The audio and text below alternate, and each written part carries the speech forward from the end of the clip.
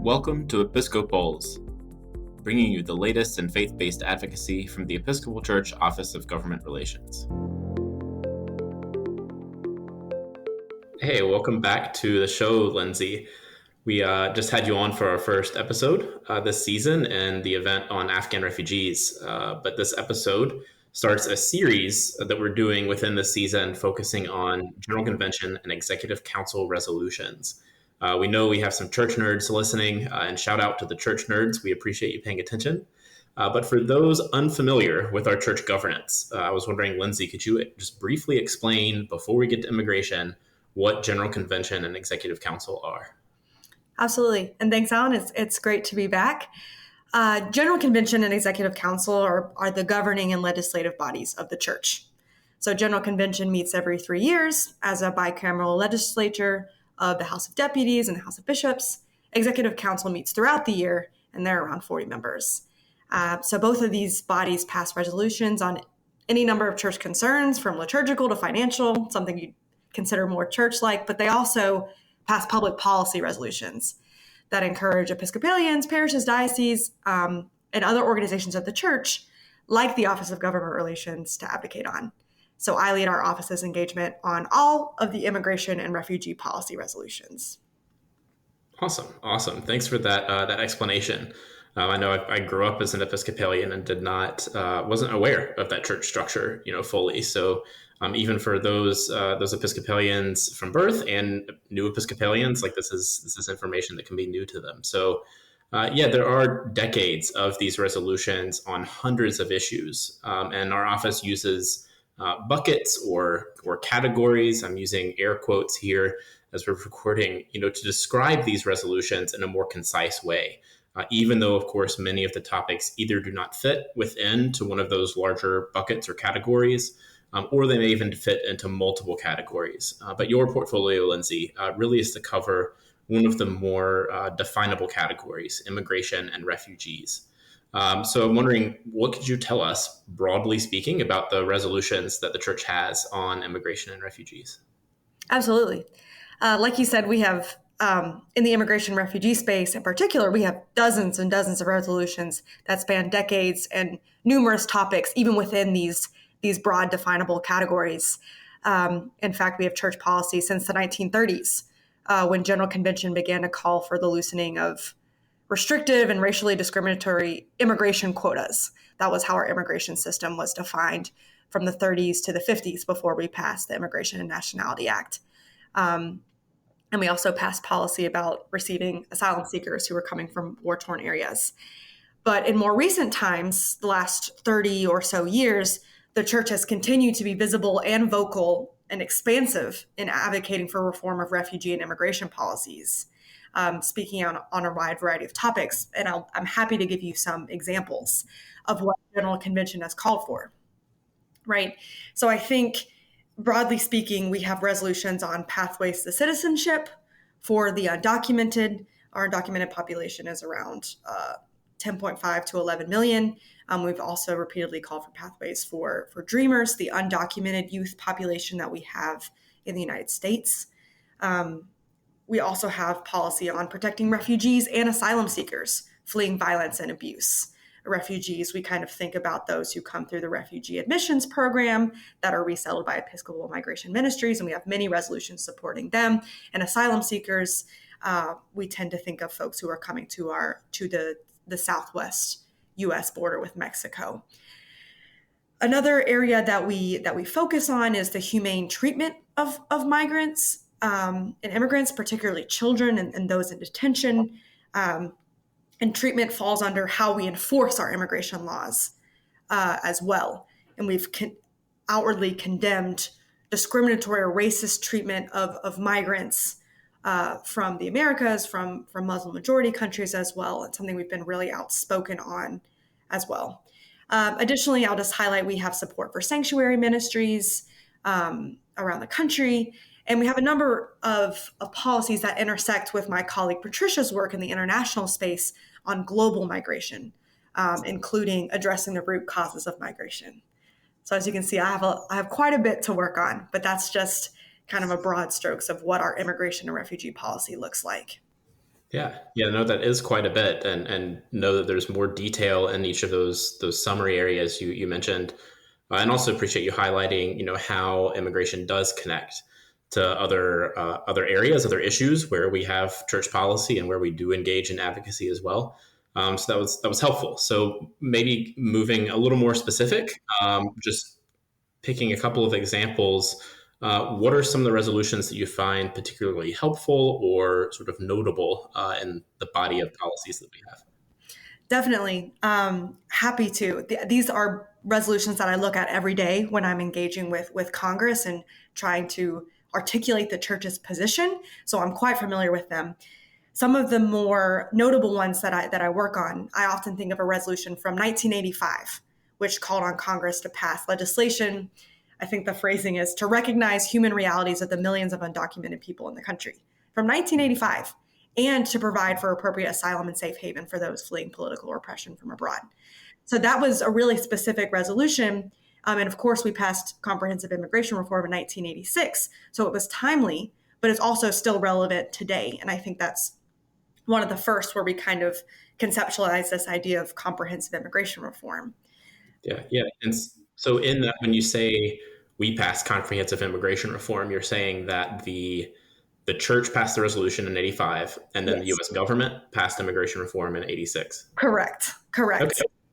And our office was around then, and the resolution that is passed directly translate to work that we work on in Congress and the legislation they pass. Thanks Sure.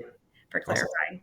A second resolution I see as key to my advocacy and has been reaffirmed several times since is one from 2009, where we call for comprehensive immigration reform, specifically and a pathway to legalization for millions of undocumented people.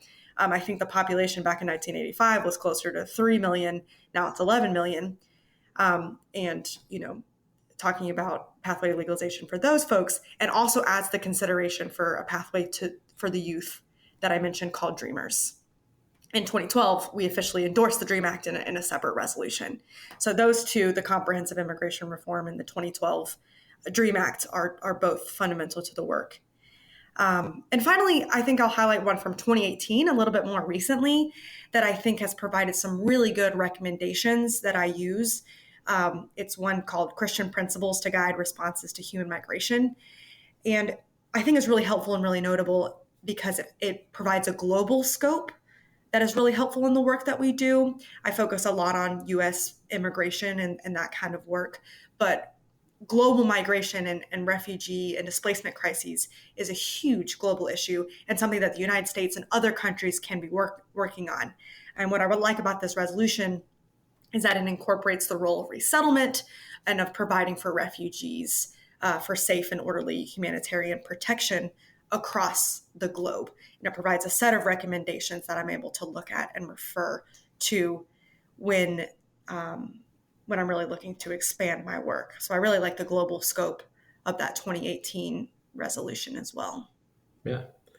Awesome. Thanks for going at least, one more layer down, looking at a couple of them. And we only have so much time here in one podcast episode. We can't cover all resolutions, but, I think it's helpful to know which ones have been significant, but also to remind folks, like, while, the resolutions from the most recent convention or the most recent executive council meeting help and guide our office, as soon as they are passed, so do all of the resolutions preceding them. And so it really is this rich body of informed resolutions that we can use and refer to. Maybe a last question here. Immigration, like many topics, it's one that peaks in the news periodically, I think, but it's really always alive. There's always something going on in the immigration space. Immigration is always happening. Policymakers are always having to look at it, whether or not it's in the news or not. So knowing that some aspects of immigration are hidden in a sense, and that the public isn't maybe as aware of them, what are some areas that we advocate on that aren't talked about as much?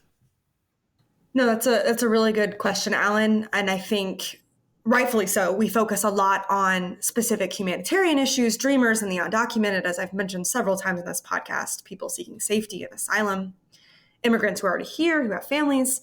But something that we do have policy on that isn't talked about as much is some of the policy we have on legal immigration or employment-based immigration. For example, we have policy from 2003 supporting the expansion of temporary workers programs. So this policy has allowed me to engage with Congress on issues like farm workers who are here on a specific type of visa called the H-2A visa, and where there is a large undocumented population in the farm worker industry. But there's also this population who is here on legal visas who require reform. And there are more people who are abroad and who might want to come temporarily to the United States to provide for their families who remain in their home countries. And so this is kind of a pathway we talk about that could potentially prevent folks from making the dangerous journey up to the U.S. border if we're expanding some of these temporary worker programs, because there are folks who are seeking asylum, but there are also folks who are just looking for a better life and looking to provide for their family. And so that's a policy that we have, again, from 2 decades ago that I refer to, and that is not talked about as often, but something that I advocate on. And if I may, I'll just add one more point of an issue that we work on. I think the work we do, there's a resolution that encourages us to work with our Anglican, Episcopal, ecumenical, and interfaith partners to address root causes of migration and advocate for just solutions. And so the work that we do with our partners across the church on migration, that is a little bit more behind the scenes, and again, addressing those root causes, trying to prevent people from having to make a dangerous journey if they don't have to, is some work that I want to highlight. And finally, we advocate for funding for refugees overseas who might not be able or eligible to come to the U.S. through resettlement. And so the work that we're doing with humanitarian assistance that I work on with Patricia and others, I think is something that I'd love to highlight and encourage folks to take a look at the ways that we work on that and the resolutions that allow us to do so. Yeah. Well, thanks for that. And it's always encouraging to me to hear how we work with other organizations, even ones that are sort of closer to home, like Anglican Communion Partners, but other faith groups and secular organizations as well. And also to remind myself and folks tuning in that, people in the U.S., either through the church advocacy or advocacy to the U.S. government, really they're in a position to have a big impact even globally.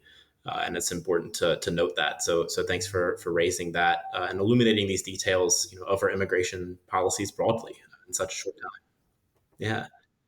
So for listeners tuning in, please know you can explore church resolutions on your own through the Archives website. There are 2 search engines, one for General Convention resolutions and one for Executive Council resolutions. But we also have our Policy for Action Index on all public policy related resolutions that guide our office. There are summaries there. They're grouped as best we can group them. Again, knowing that some fit into different categories or multiple categories, but it is hopefully a useful resource to guide your own advocacy. And finally, thanks to everyone in the church who is helping to move our policies forward. We have General Convention coming up in 2024 with that work already underway. And thank you to folks who then, once that work is done, once the resolutions are passed, you're taking action, whether that's through our office or your local church, and advocating with others in the Episcopal Public Policy Network. So thanks for tuning in and look forward to seeing you all next time.